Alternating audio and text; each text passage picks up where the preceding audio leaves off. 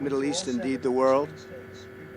He's a founder and chairman of Damac Properties, Hussein Sejwani, very respected gentleman.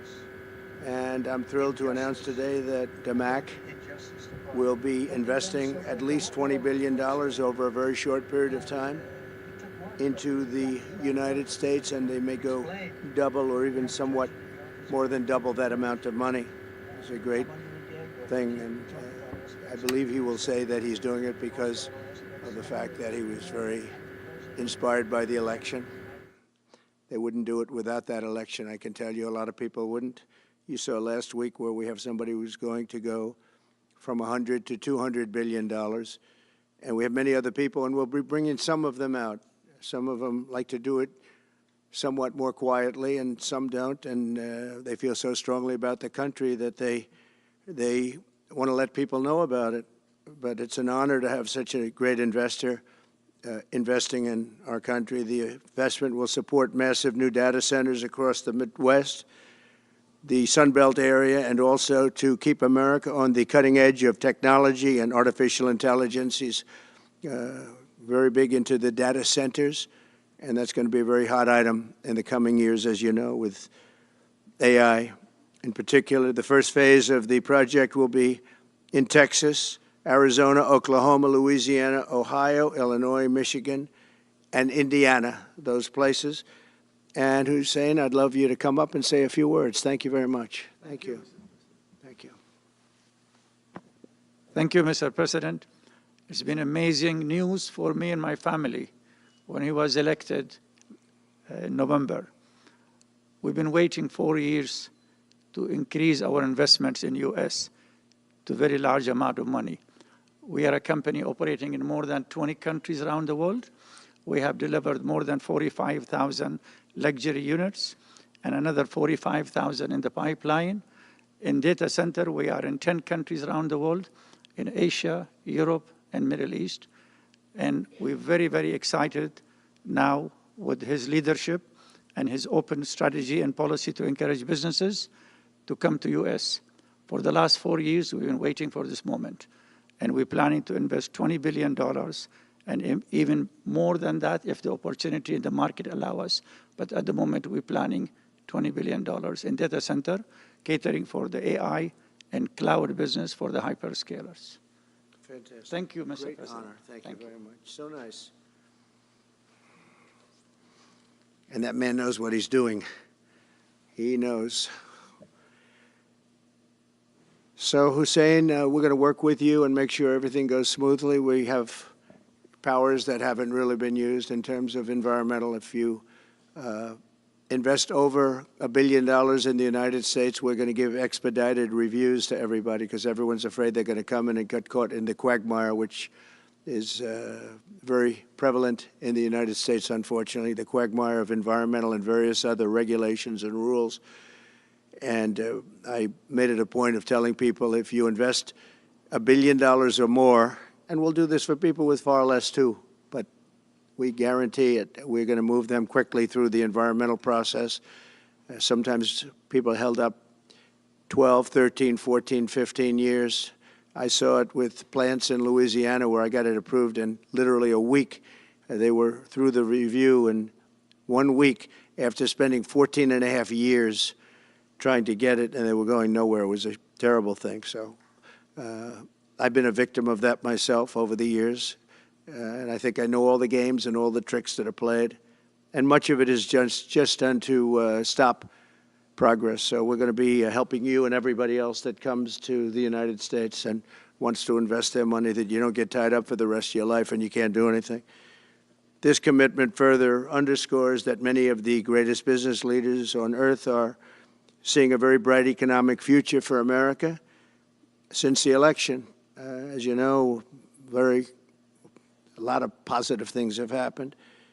We are inheriting a difficult situation from the outgoing administration, and they're trying everything they can to make it more difficult. Inflation is continuing to rage, and interest rates are far too high. And I've been disappointed to see the Biden administration's attempt to block the reforms of the American people and that they voted for. We had a landslide election. We won every swing state. We won the popular vote by millions and millions of people. Nobody even knows how many people, millions. And they're still counting in some areas. You know, they're still counting the vote in some areas. Can you believe this? What a place. What a horrible place. One of the things we're going to do is we've got to fix the election so that we get honest counts and they get done by 10 o'clock in the evening or something thereabouts. They have places where they're still counting votes. President Biden's actions yesterday on offshore drilling, banning offshore drilling, will not stand. I will reverse it immediately. It'll be done immediately. And we will drill, baby, drill. And we're going to be drilling in a lot of other locations. And the energy costs are going to come way down. They'll be brought down to a very low level. And that's going to bring everything else down. That's what caused it to go up, along with the ridiculous spending on the Green New scam. All this money, trillions of dollars. It's like throwing it right out the window, what they're doing. And they're trying to spend so much now. They're just taking money and giving it to anybody that wants it for any project at all, if it's certified under the Green New scam. And they don't work, and it's too expensive. And, you know, they told me that we're going to do everything possible to make this transition to the new administration very smooth. It's not smooth because they're doing that. They're playing with the courts, as you know. They've been playing with the courts for 4 years, probably got me more votes because I got the highest number of votes ever gotten by a Republican, by far, actually, by a lot. And, you know, we had a great election, so I guess it didn't work. But even to this day, they're playing with the courts. They have their friendly judges that like to try and make everybody happy on the Democrat side. It's called lawfare. It's called weaponization of justice, and it's happened at a level nobody's ever seen before. So many. I defeated deranged Jack Smith. He's a deranged individual. I guess he's on his way back to The Hague. And we won those cases. Those were the biggest ones. And the press made such a big deal out of them, but we did nothing wrong. We did nothing wrong on anything. And the people saw that. You know, when they vote, when a Republican, it's not easy for a Republican. When the Republican wins the popular vote by millions and wins all 7 of the swing states, people said, well, he could win 4. We won all 7, and we won them by a lot. That tells you we won. That tells, and they've been watching this injustice. I call it the Injustice Department. What they've done is so bad. The whole world has watched that. And it took work, but it got me a lot of votes because when explained, I mean, we have a judge in New York who's a very crooked judge. I'm under a gag order. I can't even talk about aspects of the case that are the most vital aspects. I'm under a gag. Do you know that I'm the president-elect of the United States of America? I'm a former very successful president. We had the greatest economy in the history of our country. We had borders that were sealed and beautiful. Everything was good. We had no wars. We defeated ISIS. We had no wars. Now I'm going into a world that's burning with Russia and Ukraine, with Israel. You took a look at that attack on October 7th, the attack on Israel, with the horrible way they got out. Not the fact that they got out. I would have been out before them. But we would have been out of Afghanistan with dignity and strength as opposed to looking like a bunch of fools with 13 dead and many, many badly, horrifically injured. Nobody ever talks about them. No arms, no legs. Nobody ever talks about them. The way they got out was outrageous, leaving billions of dollars of brand new military equipment that I bought in the hands of the Afghans and specifically the Taliban. It's the group. And we were doing very well. We would have been out. We would have been respected.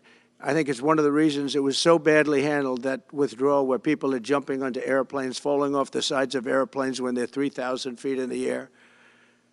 And nobody's ever seen anything like that, the worst. And because of that, I think Russia went and attacked Ukraine. When they saw that, they said, these guys are incompetent. They don't know what they're doing. But we know what we're doing now. And that's going to all end. And we have a great military. I defeated ISIS, as you know. We're in no wars. I just finished a couple.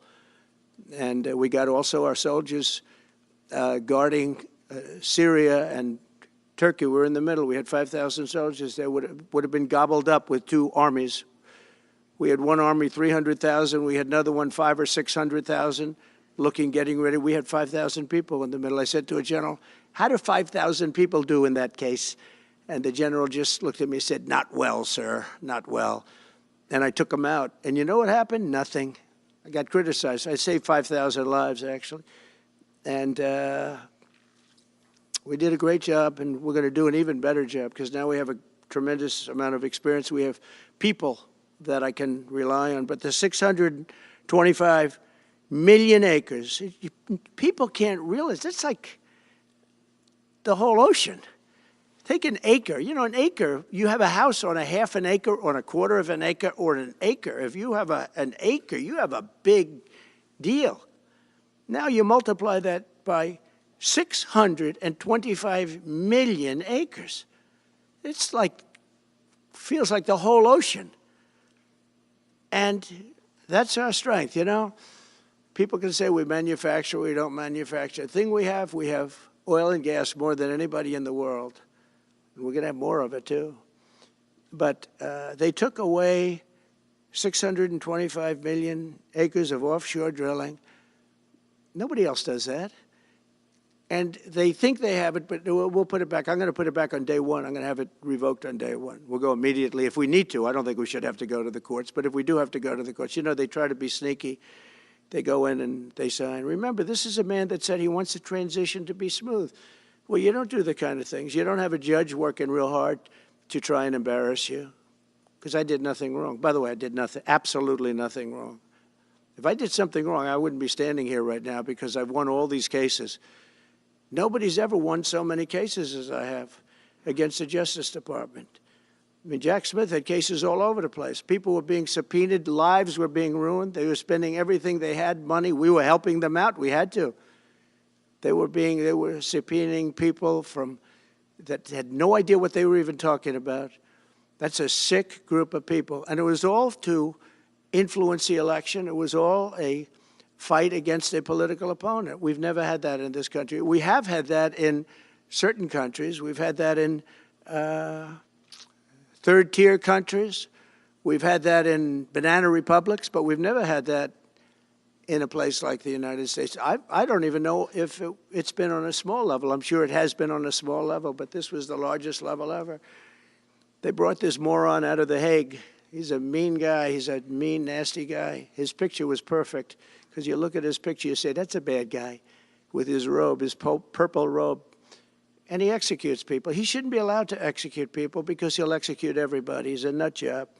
But we won all of those cases with him. And, I mean, I don't know the judge in Florida, but we had a brilliant judge in Florida that saw right through it. And we won the case. She was a brilliant judge with great courage. You know, the left, as we call them, the radical left, they have a way, they play the ref, and they play it very hard. They play the ref. They go and say horrible things about judges and prosecutors. And some judges and prosecutors say, look, the only way I'm going to get these people off my back is to give victory to them. They're playing the ref. I think it's illegal what they do. It's almost like talking. It's worse than talking to a judge. But the judge in Florida, Judge Cannon, was brilliant and tough, and she didn't stand for it. And I don't know her. And never met her until the case, and I don't believe I said even one word to her. But she was very, very strong and very, very brilliant. And her opinion was so brilliant that they dropped their appeal. They couldn't beat the appeal. So that's what we're up against. So they say we're going to have a smooth transition. All they do is talk. It's all talk. Everything they do is talk. We're going to have a smooth transition. And then they take 625 million acres and they essentially landmark it so you can't ever drill there again. Well, we're going to be drilling soon. We're going to be opening up Anwar. We're going to be doing all sorts of things that nobody ever thought was even possible. But remember and just to get off the subject, because I couldn't believe it when I heard it yesterday, I couldn't believe the size of it. I mean, you put down a map and put this up, it's just massive. And remember that that's worth probably, I mean, I've had estimates, $40 to $50 trillion. That's more than our national debt. essentially he's thrown it away. He's thrown it away. He's taken $50 trillion. So if we owe $35 trillion, he's taken $50 trillion of value and thrown it right out the window. We can't do that. Nobody can do that. One other thing he did yesterday, which was in many ways worse, it's hard to believe it can be worse. He wants all gas heaters out of your homes and apartments. He wants them to be replaced by essentially electric heaters. I don't know what it is with electric. This guy loves electric. We're going to be ending the electric car mandate quickly, by the way. This guy loves electric. And we don't have enough electricity. And then we have AI where we need more. And he wants everybody to have an electric heater instead of a gas heater. Gas heater is much less expensive. The heat is much better. It's a much better heat. As the expression goes, you don't itch. Does anybody have a heater where you go and you're scratching? And that's what they want you to have. They don't want you to have gas where you don't have the problems of the electric. And the source is plentiful. They're much cheaper to operate. They're much better. They work much better. They look much better. 60% of homes and apartments have gas heaters. He wants them all removed quickly. These people are crazy. There's something wrong with them. There's something wrong with them. They also want to go back, and they have already started that, to when you buy a faucet, no water comes out because they want to preserve. Even in areas that have so much water, you don't know what to do. It's called rain. It comes down from heaven. And they want to do, no water comes out of the shower. It goes drip, drip, drip. So what happens? You're in the shower 10 times as long, you know. No water comes out of the faucet. You want to wash your hands. They want to go back to even stronger than what they have right now. As you know, I ended that policy. You can have all the water you want. It makes no difference. It comes weird, especially in certain areas. We have so much water, we don't know what to do with it. But these are all things. They want very, very little water to go into your dishwasher, almost none. And you know what people do? They just keep pressing, pressing, pressing, keep it going. They end up using more water. Likewise, washing machines. They want in your washing machine to have very little water coming out of the washing machine. So when you wash your clothing, you have to wash it 4 times instead of once. You end up using more water.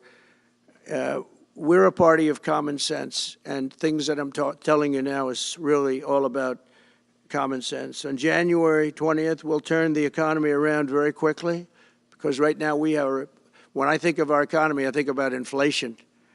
That's what we have. We have inflation, I believe, at a level that we never had before. There's never been anything like it. And over the next 4 years, the United States is going to take off like a rocket ship. But really, it's already doing it. If you take a look, just last month, SoftBank announced the $200 billion. I think it'll be 200. He said between 100, and I said, how about making it 200? And he sort of said yes, but let's say it's 100, but it might be 200, right, Brian? Dollars, United States, creating more than 100,000 jobs. Hussein just announced a tremendous investment that he's going to make, and that's money that's in the bank. He's going to come and do it, and he'll do a great job, and he'll build the best centers in the country, I guarantee, because I know the way he builds. Since my election, the stock market has set records. The S&P 500 index has broken above 6,000 points for the first time ever, never even close. In a single month, small business optimism soared 41 points. It's not a 41. It went up 41 points. And that's the largest in the 39-year history of the group that does it. According to Gallup, the American people's confidence in the economy has just surged to the highest level in history. That's why I have a news conference like that. I take the greatest business leaders in the world. I say, hey, do you want to say you're going to invest the money? They're not looking for news conferences. They're saying, what am I doing here? They go in and they invest money. But it's good to know where the smartest business people in the world are investing, and they're investing in the United States. So we've done this all in 2 months of not being there. You know, we haven't been there. And it's pretty amazing, and we think we're going to do some really great things, really great things. We're being respected again all over the world. The Panama Canal is a disgrace, what took place at the Panama Canal. Jimmy Carter gave it to them for $1, and they were supposed to treat us well. I thought it was a terrible thing to do. You know, it's the most expensive structure ever built in the history of our country, relatively. It would be the equivalent of substantially over $1 trillion today. We lost 38,000 people. Think of it, 38,000 people, they died from malaria, mosquitoes. They were unable to stop the mosquitoes. They paid people 5 times more to take the job. Many of those people died. We gave it away for $1. But the deal was that, you know, they have to treat us fairly. They don't treat us fairly. They charge more for our ships than they charge for ships of other countries. They charge more for our Navy than they charge for navies of other countries. They laugh at us because they think we're stupid, but we're not stupid anymore. So the Panama Canal is under discussion with them right now. They violated every aspect of the agreement, and they morally violated it also. And they want our help because it's leaking and not in good repair. And they want us to give $3 billion to help fix it. I said, well, why don't you get the money from China? Because China's basically taken it over. China's at both ends of the Panama Canal. China's running the Panama Canal. And they come to see this Biden, this guy who should never have been allowed even to run for president. Of course, she shouldn't have either, because that never happened. It had to be 2 people, not 1. But they want $3 billion to fix the Panama Canal that's run by China and makes a lot of money, China. One of the most profitable structures ever built, because you have ships lined up back to Florida, frankly, and they just keep going through, and the numbers are staggering, $500,000 to $1 million a ship. And they took it away from us, meaning we gave it to them for $1. But not going to happen. What they've done to us, they've charged us, they've overcharged our ships, overcharged our Navy. And then when they need repair money, they come to the United States to put it up. We get nothing. Those days are over. Working with the Republican majorities in Congress, will cut taxes, slash regulations, raise wages, and boost incomes at a pace the world has not seen before, and certainly not from our country. We had a big chunk of it for the first 3 years prior to COVID coming in my administration. We had the greatest economy in history. We cut the most regulations in the history of our country, and I did that all in 4 years. By 4 times more than any other president cut. We did that in 4 years. And we were just getting started.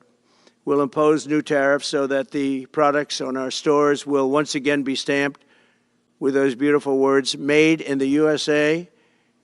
And we are not treated well, as you know, by Canada. Canada is subsidized to the tune of about $200 billion a year, plus other things. They don't essentially have a military. They have a very small military. They rely on our military. It's all fine, but, you know, they got to pay for that. It's very unfair. I have so many great friends. One of them is the great one, Wayne Gretzky. I said, run for prime minister. You'll win it'll take 2 seconds. But he said, well, am I going to run for prime minister or governor? You tell me. I said, I don't know. Let's make it governor. I like it better.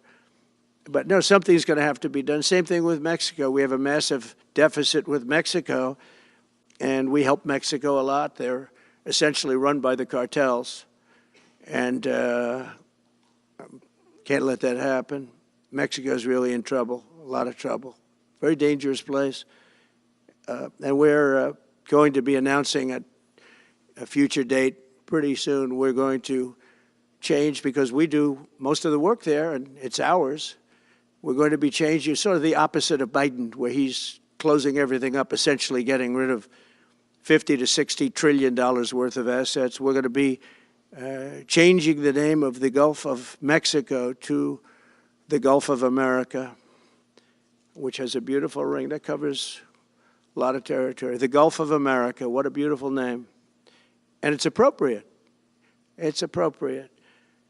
And Mexico has to stop allowing millions of people to pour into our country. They can stop them. And we're going to put very serious tariffs on Mexico and Canada, because Canada, they come through Canada too. And the drugs that are coming through are at record numbers, record numbers. So we're going to make up for that by putting tariffs on Mexico and Canada, substantial tariffs. And we want to get along with everybody, but, you know, they have to, it takes two to tango. We're approaching the dawn of America's golden age. It's going to be a golden age for America. We have things that nobody else has. We have more natural resources. We have, number one, nobody knew that until I came along. I made us number one. We were number three. I made us number one in a very short period of time in drilling. And, you know, you can talk about windmills. They litter our country. They're littered all over our country like dropping paper, like dropping garbage in a field. And that's what happens to them, because in a period of time they turn to garbage. Most expensive energy ever. They only work if you get subsidy. The only people that want them are the people that are getting rich off windmills, getting massive subsidies from the U.S. government. And it's the most expensive energy there is. It's many, many times more expensive than clean natural gas. So we're going to try and have a policy where no windmills are being built. You know, off the coast of New Jersey, they want to build like 200 windmills. The people are going crazy. Nobody wants them, and they're very expensive. They don't work without subsidy. You don't want energy that needs subsidy. Energy is a good business. You don't need subsidy. But when you build these massive towers, I mean, they're 25 stories tall, 40 stories. They have one 70 stories tall. The blades, they take 3 ships to ship them. It's crazy. They're dangerous. You see what's happening up in the Massachusetts area with the whales, where they had 2 whales wash ashore in, I think, a 17-year period. And now they had 14 this season. The windmills are driving the whales crazy, obviously. And they had actually over, I think, 125 or something over a number of years. And we don't want that to happen. It's a disaster it's amazing the way a true environmentalist would say, oh, we love wind. It sounds good, but that's about where it ends. You know, after 10 years, you have to redo them. And what happens is they don't do that. They let them stand and they rust, and they say, because of the environment, I'm not a believer in this, but they say you can't, because it's a certain fiberglass, that the blades cannot be buried in earth, that's an environment. So what do you do with them? What do you do with them? And I don't know if you've ever gone to Palm Springs, California, or any of these places where you have long-term windmills standing. They're a disaster. They're rusting, rotting, closed, falling down. This is as you enter Palm Springs. And they put new ones next to them because nobody wants to take them down, because why should they take them down? It's very expensive to take them down. And you can't do anything with them because the blades, you can't bury them because of the environmental protection. We'll look at that. Doesn't make sense, but that's what they say.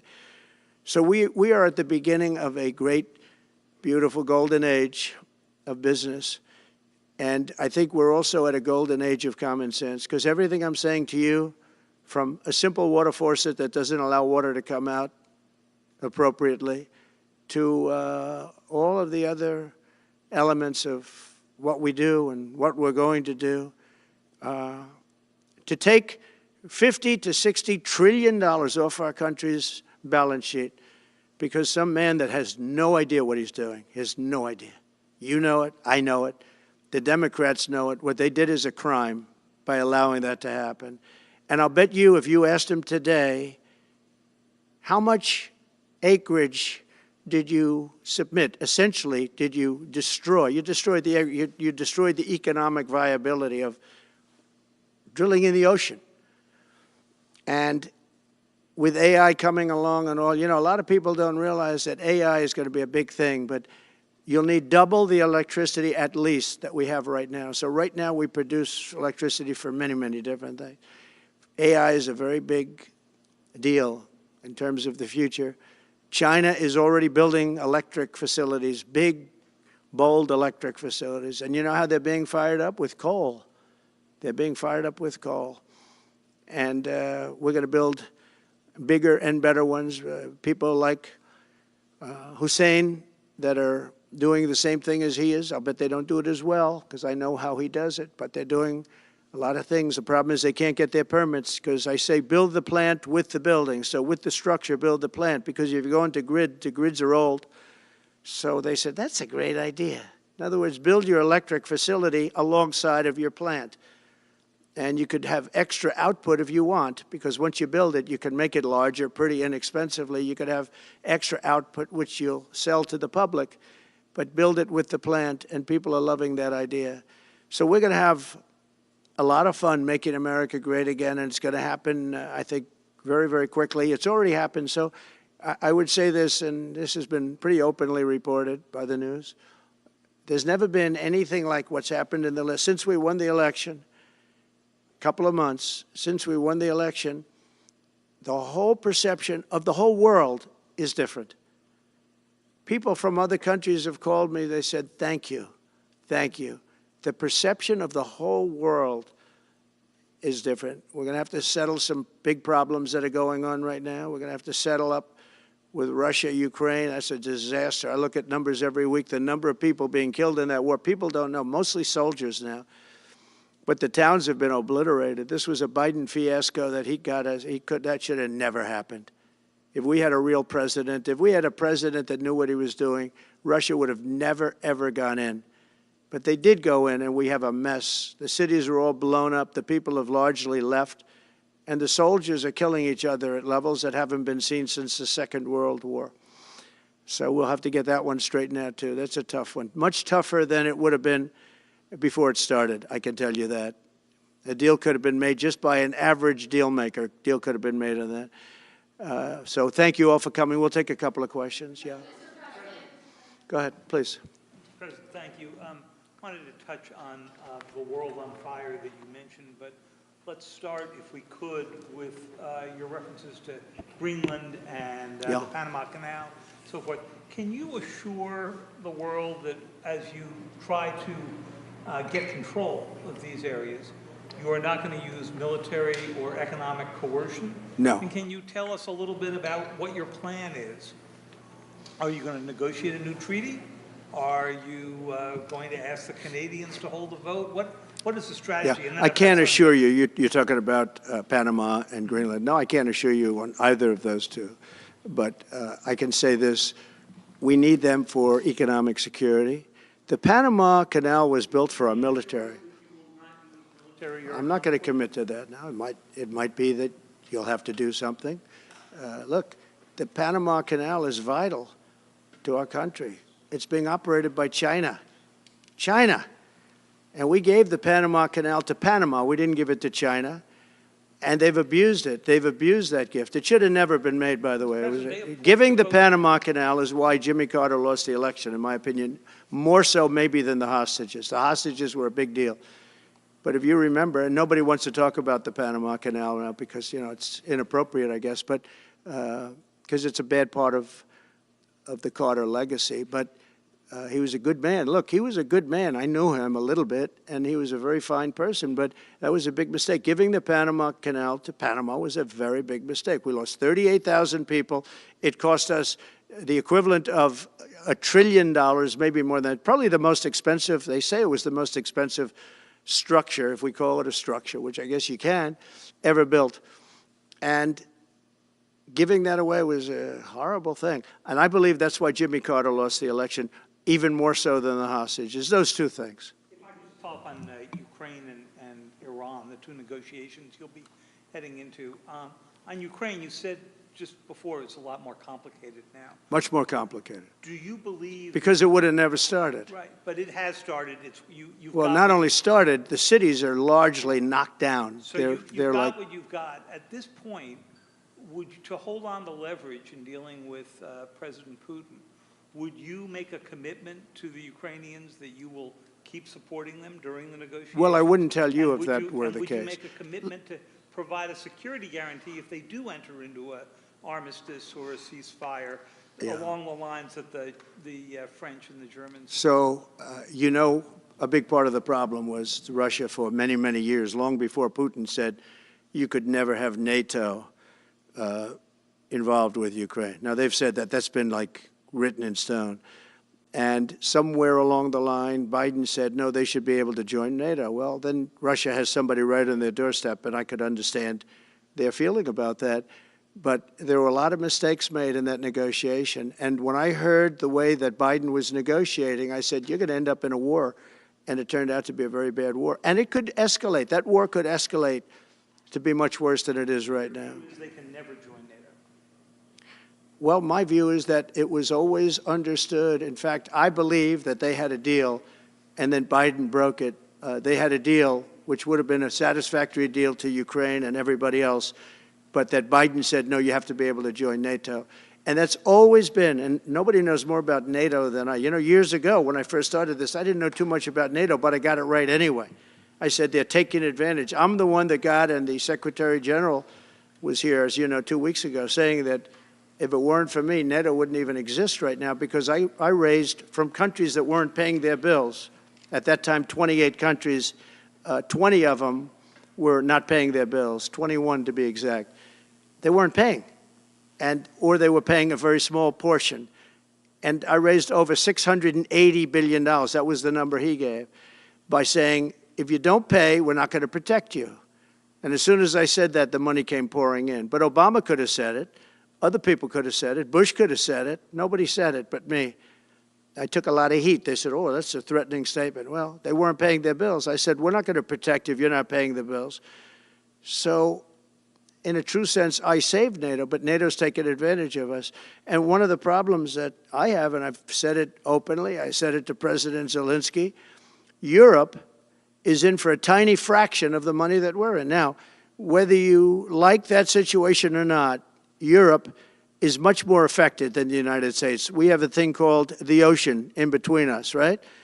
Why are we in for billions and billions of dollars more money than Europe? And, you know, they're a similar size, a little smaller, but they're a similar size economy as the United States when you add them up. And yet Europe is in for a small fraction of the number the United States is in. Now, Biden could have called them up during the term. That's what I did. I said, you have to pay your bills. And they all, one stood up. I won't say who. You'll probably have it because the papers, the media hated to report on it. But a prime minister stood up from a country, you know, a famous meeting of 28 nations with no press, no anybody in the room. He stood up. He says, does that mean if we don't pay our bill, and at that point it was 2%, it should be 5%. It should be 5%, not 2%. But at that point it was 2%, but many people didn't pay. Some people didn't pay anything. But many people were way, including Germany. Germany was at less than 1%. You're going to press for 5%? Well, I think NATO should have 5%, yeah. Well, you can't do it at 2%. I mean, at 2%, every country, if you're going to have a country in a regular military, you're at 4%. I think they should be, you know, they're in dangerous territory. I think it should be, they can all afford it, but they should be at 5%, not 2%. I'm the one that got them to pay 2%. But a gentleman stood up, a prime minister stood up, and he said to me, sir, could I ask you a question? You're saying we have to pay our bills. If we don't pay our bills, will the United States protect us from Russia? I said, if you don't pay, you mean you're delinquent? He said, yes. He said, if you're delinquent, we will not protect you. I took a lot of heat. Although it was somewhat closed door, I took a lot of heat from the media. And you know what happened? The money started pouring in. That's why NATO has money. And the Secretary General said it was the most incredible thing he had ever seen in a negotiation. Now, if I would have said, yes, we will, nobody would have paid. If I would have loved to say, yes, we'll protect you even if you don't pay. But that's not the way life works. Mr. President, two questions related to each other. First, you said on your first day of office you're going to pardon January 6th defendants. Are you planning to pardon those who were charged with violent offenses? Well, we're looking at it, and we have other people in there. And as you see, I guess 24 or 28 people came now from the FBI. That came out very quietly. Nobody reported it, but they had people in some form related to the FBI. They had 4 or 5 people that were strongly related to the FBI. We have to find out about that. We have to find out about Hezbollah. We have to find out about who exactly was in that whole thing, because people that did some bad things were not prosecuted. You know, I see it all the time, and you see it too. People that were doing some bad things weren't prosecuted, and people that didn't even walk into the building are in jail right now. So we'll be looking at the whole thing, but I'll be making major pardons. Yes, please.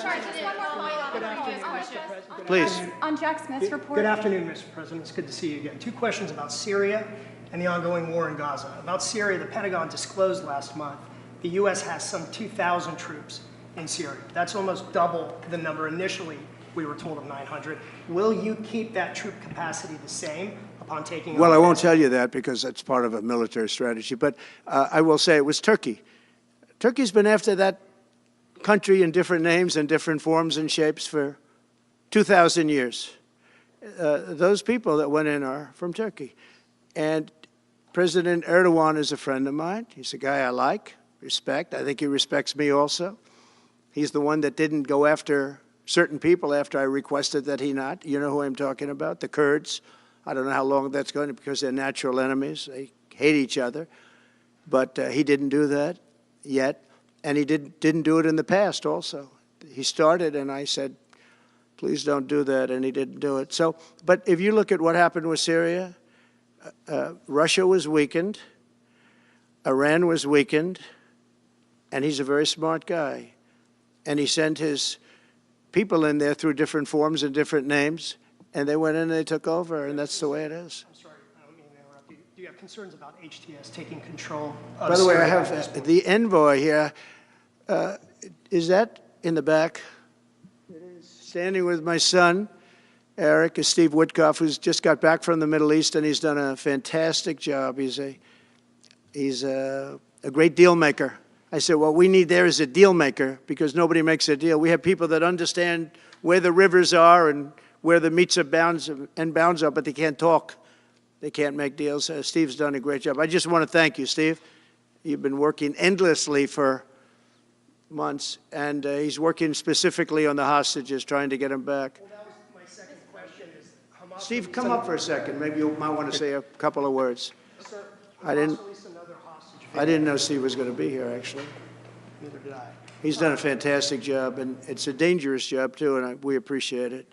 He didn't know about this kind of danger and the other deal-making he does. Now he sees a lot of big danger. Come on up, Steve. Mr. President, can I ask you a second part of that? Hamas Yeah, released just one another second, hostage please. video. I'm going to give you a little report on the hostages, if I can. Steve? Thank you very much. Thank you, Mr. President. Wow. Well, I think we're making a lot of progress, and I don't want to say too much because I think they're doing a really good job back in Doha. I'm leaving tomorrow back to go to Doha, but I think that we've had some really great progress, and I'm really hopeful that by the inaugural, we'll have some good things to announce on behalf of the President. I actually believe that we're working in tandem in a really good way, but it's the President, his reputation, the things that he has said that are driving this negotiation. And so hopefully it'll all work out and we'll save some lives.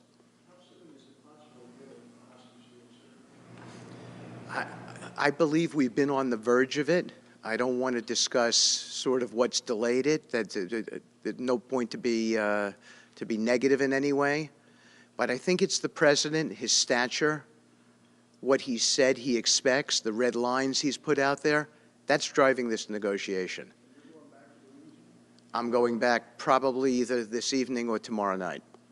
Are you confident there'll be a deal before January 20th, or is that something that's likely to happen? If there's a deal even at all, and we've been hearing this now for the better part of I know. since October 7th. I would say They better be. right. I would say that the President is exasperated. I don't want to talk for him, but look, I don't know anyone who delegates better than President Trump. He gives us a lot of authority to speak on his behalf, and he exhorts us to speak emphatically. And emphatically means you better get it, you better do this, because the alternative. Do you think they're waiting for President Trump to take office? No, I think they heard him loud and clear. Better get done by the inaugural. But when you say all hell will be Before I paid, take or office. that all hell must be paid if they don't release the You know what that hostages. means, don't you? Well- Do I have to define it for you? Look, all No, I know hell you're not will gonna break out. telegraph If what those those- hostages aren't back, I don't want to hurt your negotiation. If they're not back by the time I get into office, all hell will break out in the Middle East. Can you elaborate? And it will not be good for Hamas, and it will not be good, frankly, for anyone. All hell will break out. I don't have to say anymore, but that's what it is. And they should have given them back a long time. They should have never taken them. There should have never been the attack of October 7th. People forget that. But there was, and many people are killed. They're no longer hostages. I have people from Israel and others calling, begging me to get, you know, we had also people there from the United States, just so you know. They're holding some so-called hostages from the U.S. But I've had mothers come to me and fathers crying, can I get the body of their son back? Can I get the body of their daughter back? That beautiful girl where they threw her in the car, pulled her by her ponytail and threw her in the car like she was a sack of potatoes. I said, what happened to her? Sir, she's dead. Like a 19, 20-year-old beautiful girl. And the way they treated her. And I just say it this very simply. Steve's got a job to do. He's a great guy, great negotiator, great person. They respect him over there already. It's what we needed over there. We have people that know everything about the Middle East, but they can't speak properly. They don't know. He's a great negotiator. That's what I needed. I could have sent that gentleman right over there, Hussein. He's a great negotiator. There are people, they're rare. Great negotiators are very rare, like a great surgeon. But we have the right person. But I tell this, I don't want to hurt the negotiation. If the deal isn't done before I take office, which is now going to be 2 weeks, all hell will break out in the Middle East. Okay? Thank you, Mr. President. You've done a great job. Thank you. Mr. President, more than 140 police officers were injured by rioters on January 6th. Will you pardon anyone who attacked a police officer? Well, you know, the only one that was killed was a beautiful young lady named Ashley Babbitt.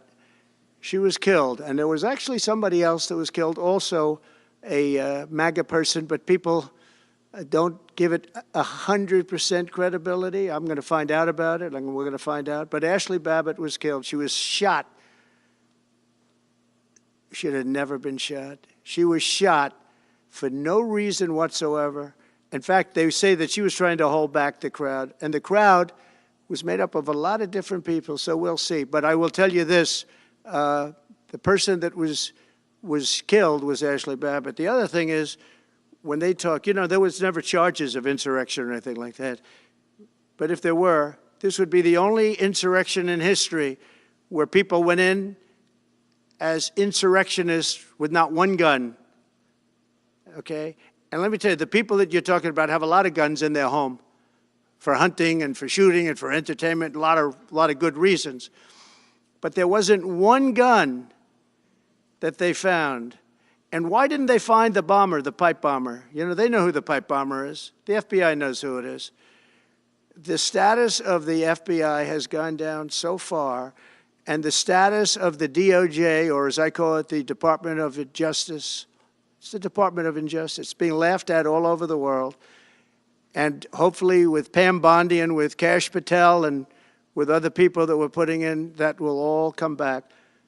If you do a poll in the FBI, I guarantee I'm at like 90% with the agents of the FBI, but they have hurt that incredible place. Law enforcement, I mean, you think of the FBI, they raided this house. By the way, they could have told me, could I see this? I would have given them, I actually told them, come in anytime you want.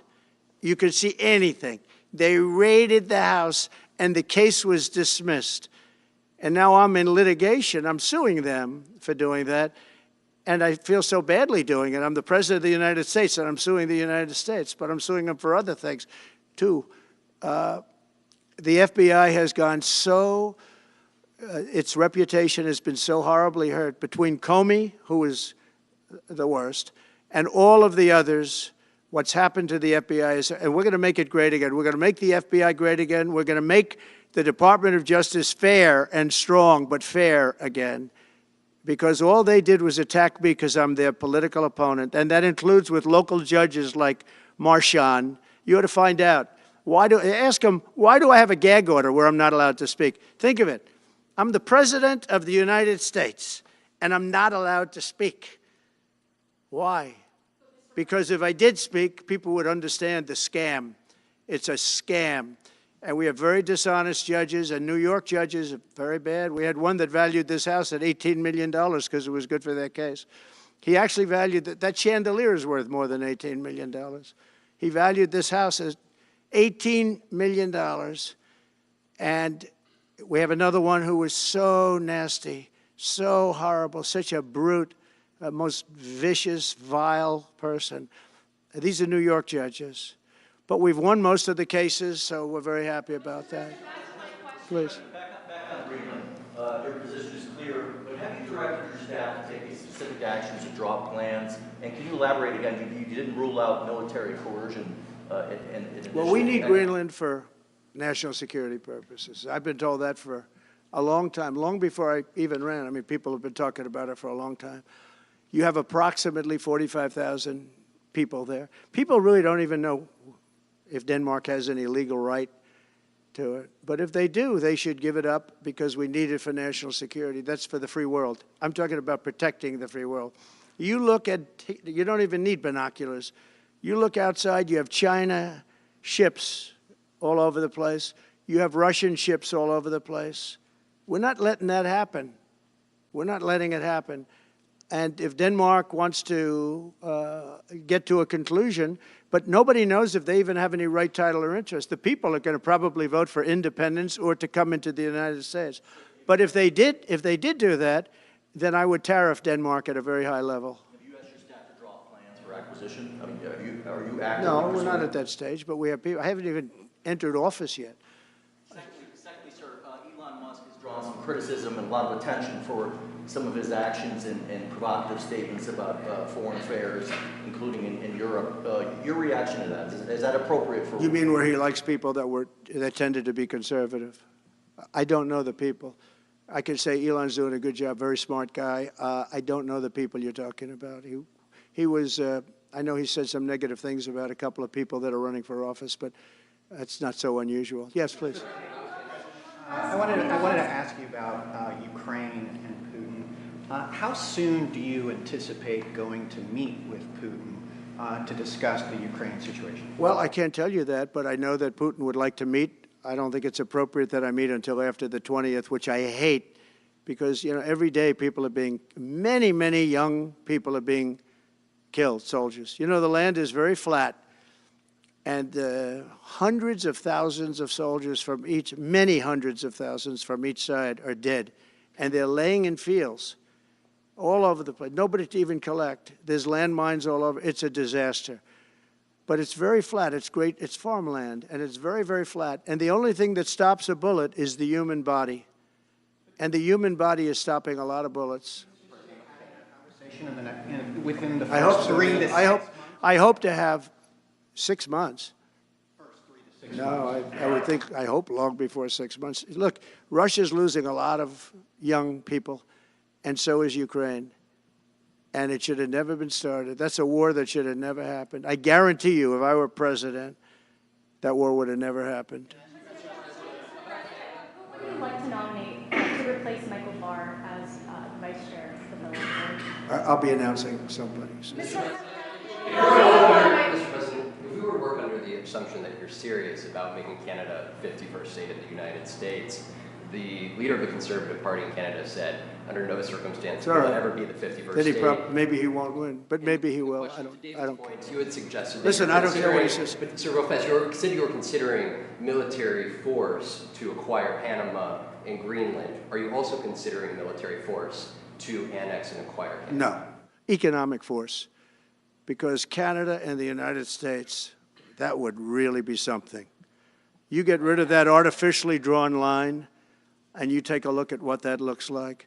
And it would also be much better for national security. Don't forget, we basically protect Canada. But here's the problem with Canada. So many friends up there. I love the Canadian people. They're great. But we're spending hundreds of billions a year to protect it. We're spending hundreds of billions a year to take care of Canada. We lose in trade deficits. We're losing massive. We don't need their cars. You know, they make 20% of our cars. We don't need that. I'd rather make them in Detroit. We don't need the cars. We don't need their lumber. We have massive fields of lumber. We don't need their lumber. We have to unrestrict them because stupid people put, you know, restrictions on, but I can do that with an executive order. We don't need anything they have. We don't need their dairy products. We have more than they have. We don't need anything. So why are we losing $200 billion a year and more to protect Canada? And I said that to, as I called him, Governor Trudeau. I said, listen, what would happen if we didn't subsidize you, if we didn't, because we give them a lot of money. We help them. As an example, we're buying icebreakers, and Canada wants to join us in the buying of icebreakers. I said, you know, we want to have a partner in the buying of icebreakers. We don't need a partner. But no right. Nope, no right. Here's what we have. We have a right not to help them with their financial difficulties because we owe $36 trillion too. We're going to start knocking it out pretty fast, but we're going to be able to do it because of energy and other things. But no right. No right. But why are we supporting a country, 200 billion plus a year? Our military is at their disposal. All of these other things, they should be a state. That's why I told Trudeau when he came down, I said, what would happen if we didn't do it? He said Canada would dissolve. Canada wouldn't be able to function if we didn't take their 20% of our car market. You know, again, they send us hundreds of thousands of cars. They make a lot of money with that. They send us a lot of other things that we don't need. We don't need their cars, and we don't need the other products. We don't need their milk. We got a lot of milk. We got a lot of everything, and we don't need any of it. So I said to him, well, why are we doing it? He said, I don't really know. He was unable to answer the question, but I can answer it. We're doing it because of habit, and we're doing it because we like our neighbors, and we've been good neighbors. But we can't do it forever, and it's a tremendous amount of money. And why should we have a $200 billion deficit and add on to that many, many other things that we give them in terms of subsidy? And I said, that's okay to have if you're a state.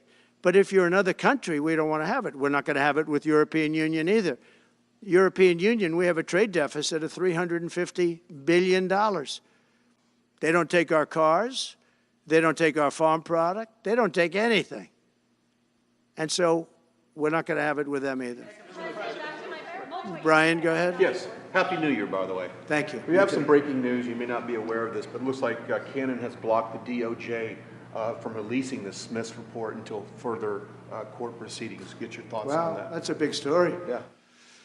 So if I get it right, the fake witch hunt started by the DOJ having to do with books and records, and Biden had many more, and he wasn't protected by the Presidential Records Act, I was. But all of that fake stuff that took the lives of people, I mean, literally destroyed people. People are destroyed because of what they did, destroyed. But we got to be president. But Biden did it for 40 years. He did it when he was a senator. That was illegal. And they ruled it was illegal. How about that? They said, it's illegal, but he's unfit to stand trial. So he can stand and be president of the United States, but the prosecutor found that he's unfit for trial. I was going to use that as a major talking point, but I never got to use it because all of a sudden I had a new candidate who was also sort of unfit to stand trial, right? But so what you're saying is that the judge just blocked the, so Cannon was thrown off the case. They dropped their appeal because he had no case. They dropped all of that, the lawsuits against us. They lost the lawsuit. So this is deranged Jack Smith. So he dropped the lawsuits. He was told to by the DOJ because they had no lawsuit. They lost in court in front of a very strong and a very brilliant judge. They lost in court, and that pertained to other cases in other courts. So he wanted to do a report just before I take office, probably. So he'll do like a 500-page report, and it'll be a fake report just like the investigation was a fake investigation. And I said, well, wait a minute. This guy was thrown off in disgrace, in disgrace. He's going back to The Hague or wherever they're going to send him, in disgrace, because he failed so badly, because it was a fake case against a political opponent. They thought they were going to use this to beat me. So what you're saying is, I'm just hearing that they're not allowed to issue the report. So if they're not allowed to issue the report, that's the way it should be, because he was thrown off the case in disgrace. Why should he be allowed to write a fake report? It'll only be a fake report. That's great news. Yeah. Good. And if I can just follow up real quickly, you want to comment, many Americans are angry that we're sending millions of dollars every month to the Taliban. Do you anticipate? It's not even believable. Billions of dollars, not millions, billions. We pay billions of dollars to essentially the Taliban, Afghanistan, and that's given by Biden. That's the same man that took away $50 to $60 trillion worth of value from the United States. Think of it, probably our most valuable asset. Took away our most valuable asset. This can't be allowed to happen. We are now a nation of common sense. When he does that, 625 million acres, this can't be allowed to happen. Thank you for the information. Yes, sir. Most other people probably knew about it, but they wouldn't have told me, right? Mr. President, on the campaign trail, you vowed to bring down the prices at grocery stores very fast. Yeah, we won't do it fast. But then you recently told Time Magazine that bringing down prices would be very hard. So what can the American people expect when you get into office? It's always hard to bring down prices when somebody else has screwed something up like they did, but we'll bring them down, we'll get them down. Energy is going to bring down prices. We're going to have a lot of energy, and energy is what brought it up. Energy and their bad spending is what brought it up, and energy is going to bring it down. We're going to have prices down. I think you're going to see some pretty drastic price reductions. As an example, food, bacon, ham, apples, everything has gone through the roof. It's one of the reasons I won. So as you know, I said it, inflation was one of the reasons I won, but I think the biggest reason I won was the fact that they are allowing prisoners to come into our country. They released their prisoners, their murderers. Thousands of murderers are now walking around the streets of our cities and farmland all over, murders, people that have killed. Many, 32% have killed more than one person. They released them from their jails, their prisons, and their mental institutions and insane asylums into our country. I believe that's the reason we got such a large vote. All right, maybe one or two more questions. Yeah, please, go ahead. Go ahead, you go. Sir, can you, President Carter is laying in state today in Washington. You had some harsh words for him about the Panama Canal. Is there any disconnect there? Do you feel a little bit bad about doing that on this day? No, I liked him as a man. I disagreed with his policy. So, hey, he thought giving away the Panama Canal was a good thing. I think it cost him the election. That and the hostages. I actually think that was a bigger factor because that's a deal that just should not have been made. But again, this was a question that was asked of me. I didn't bring it up. I didn't want to bring up the Panama Canal because of Jimmy Carter's death. But people don't bring it up. But, you know, you and other people have asked me about it. No, it's a deal that I was very strongly against. I was a young guy when this took place. But just why would we spend all of that money, lose 38,000 people to malaria, the mosquito? They were dying. It was horrible what was happening. They paid them 4 times more than they would make in the United States, but they knew they were going to go over there and die. And they died in the jungles of malaria. There was nothing we could do to stop it, 38,000. And then we gave it away for $1. Without getting their agenda through Congress, you appeared to open the door in your radio interview yesterday for a 2-bill approach. Is it still your preference for one big, beautiful bill, as you have said? Well, I like one big, beautiful bill, and I always have, I always will. But if 2 is more certain, it does go a little bit quicker because you can do the immigration stuff early. Now, you have to understand, for immigration and for the wall, we won the case on the wall. You know, they tried to sell the wall for 5 cents on the dollar, by the way. And we had, fortunately, a judge that stopped that. But they were already discarding the wall. And 5 cents on the dollar. And you know what they were doing? They were calling us up and saying, we'll sell it back to you at 200 cents. In other words, double what we paid for it. So they were going to buy it from this guy for 5 cents on the dollar. They were making deals. And fortunately, we had a very smart judge that stopped it cold. I think he called for an investigation, too, and he should. But think of it. They were selling the wall that was exactly the wall that the Border Patrol wanted. That was designed by them. Steel, concrete, rebar, exactly as they want. Very, very heavy steel, very powerful steel, hard to cut. Very, very heavy 7,000-pound concrete, which is a very strong concrete. Everything was top of the line. Very expensive. Would be double what we paid for it then, 6 years ago. But let me just tell you, they were selling it for 5 cents on the dollar to people, and those people were calling us, asking us to pay them 200 cents because it's a good deal because we can have it immediately. And you know what immediately is? Just leave it in place. No, the papers haven't written that, though. That deal is like all the other things that these people do. These people either hate our country or they're very stupid. And I don't believe they're stupid because nobody can cheat on elections like they cheat and be stupid. They either hate our country or they're stupid. So remember what I said, because nobody wants to report it. They were selling the wall for 5 cents on the dollar and trying to resell it back to us for 200 cents or less, but for 200 cents on the dollar. That's a nice return. Meta today announced that it will stop putting fact checks on posts on its website. And Meta said today it would stop putting fact checks on its website and instead allow community to fact check. Well, I watched their news conference, and I thought it was a very good news conference. I think they've come a long way. Meta, Facebook. I think they've come a long way. I watched it. The man was very impressive. I watched it. Actually, I watched it on Fox. I'm not allowed to say that. Say it? Do you think he's directly responding to the threats that you have made to him in the past with these Probably. issues? Yeah, probably. The last time you were here, you were asked a question about the U.S. possibly launching a preemptive strike on Iran. You said you wouldn't answer that question. On who? Obviously, on Iran. The U.S. launching a preemptive strike on Iran's nuclear facilities. And I said, I don't talk about it. It's a military strategy. But it is a legitimate question. It's something that well, it's not really, because only a stupid person would answer it. Look, it's a military strategy, and I'm not answering your questions on military strategy. All right, one more. Brian, go ahead. Brian. Could you give us a preview of what you might be talking to leaders of Congress who are expected to come here in the next couple of days? And you've got a very supportive Congress behind you. Yeah, they're great. So we have a wonderful Republican Congress. We have a leader that I have a lot of confidence in. I think he's going to be, hopefully, a great leader, a great speaker. And we have a leader, by the way, in the Senate I think has been great. John Thune has been doing a fantastic job.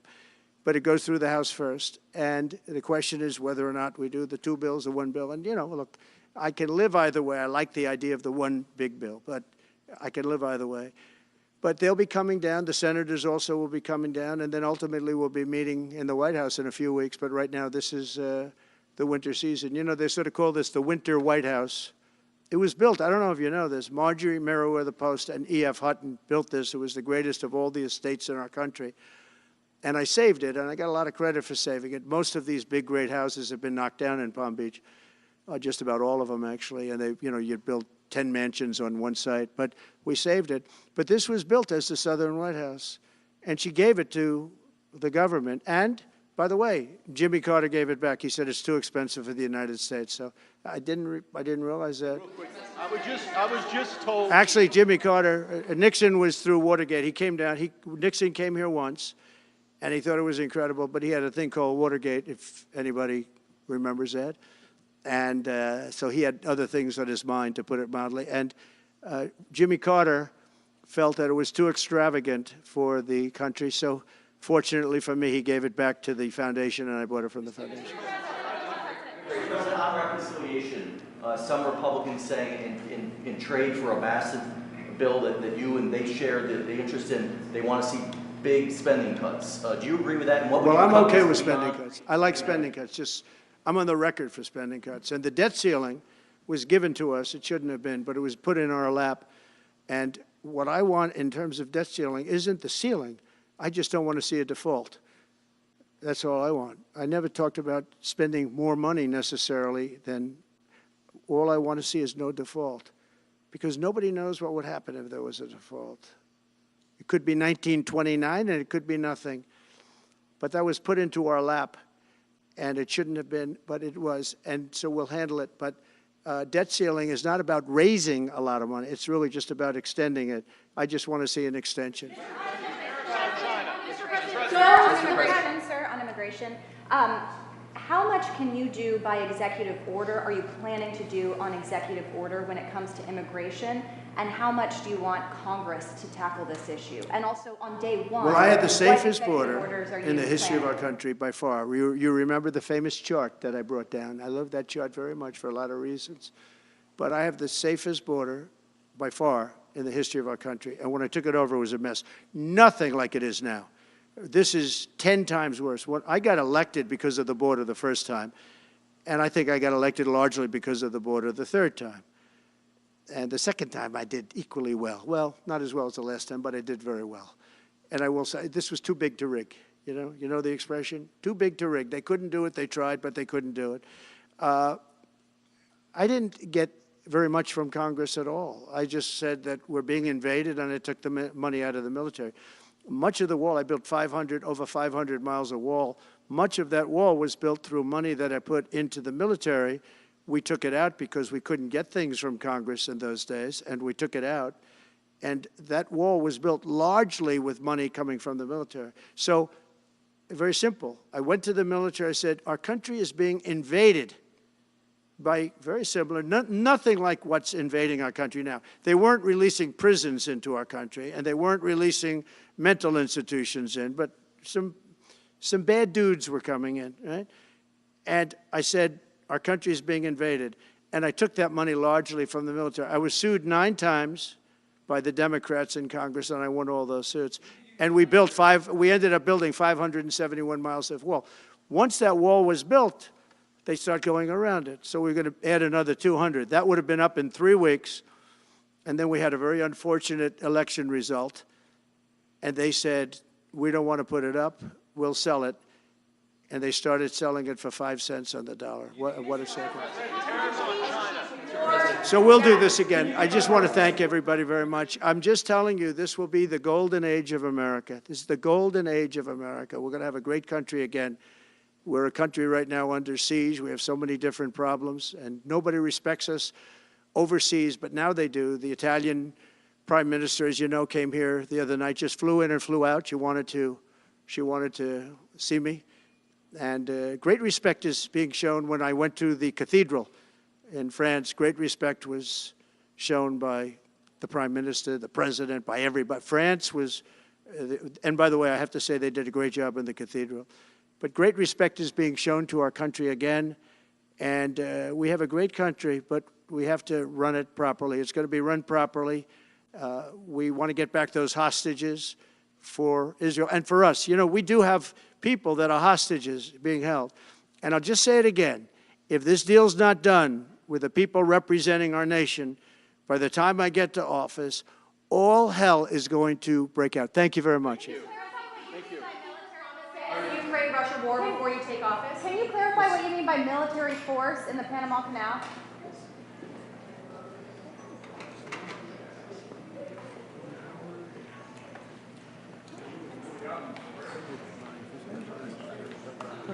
There's no one.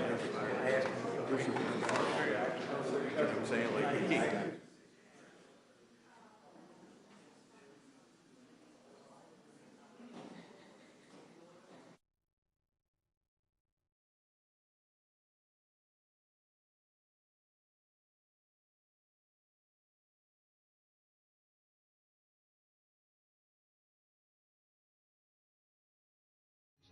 From trending topics to deep dives, we've got it all. Exclusive interviews. Hear from the stars and influencers you love. Top music hits. Your favorite songs, handpicked to keep you moving. Bob Louis Jean TV radio show, where every moment is a new adventure. Don't just listen. We've got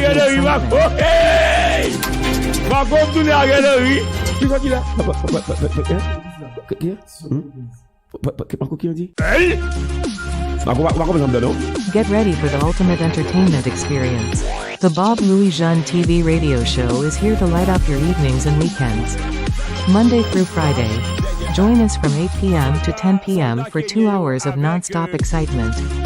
Dive into the latest news, enjoy exclusive interviews with your favorite celebrities, and groove to the hottest tracks. Saturday special. Tune in at 2 p.m. for a weekend treat. Whether you're relaxing at home or out and about, Bob Louis Jean has got you covered with the best in entertainment. Why you can't miss it? Engaging discussion. From trending topics to deep dives, we've got it all. Exclusive interviews. Hear from the stars and influencers you love. Top music hits. Your favorite songs, handpicked to keep you moving. Bob Louis Jean TV radio show, where every moment is a new adventure. Don't just listen. We've got